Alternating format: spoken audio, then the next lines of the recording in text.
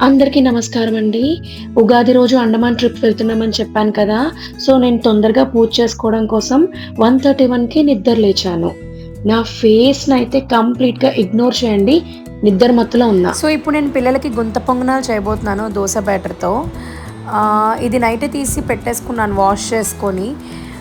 మా ఆయన అన్నారు, "అవసరమా? అక్కడ మనం ఎయిర్‌పోర్ట్‌లో తీసుకోవచ్చు. బ్రేక్‌ఫాస్ట్ ఉంటుంది అది ఇది" అని చెప్పి. కానీ వాళ్ళు ఇడ్లీ, దోసలు మాత్రమే తింటారండి. అది కూడా వాళ్ళకి చట్నీలు అసలు స్పైస్ ఉండకూడదు. అన్ని దగ్గరలో వాళ్ళేం తినేయరు.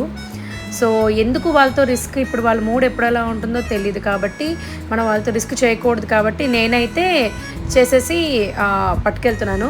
ఇది చాలామంది చాదస్తం అనుకోవచ్చు. బట్ ఇది నా సాటిస్ఫాక్షను. నా పిల్లలు కడుపు నిండా, ఇప్పుడు ఎవరికైనా అంతే కదా! పిల్లలు కడుపు నిండా తింటే మనకి హ్యాపీ.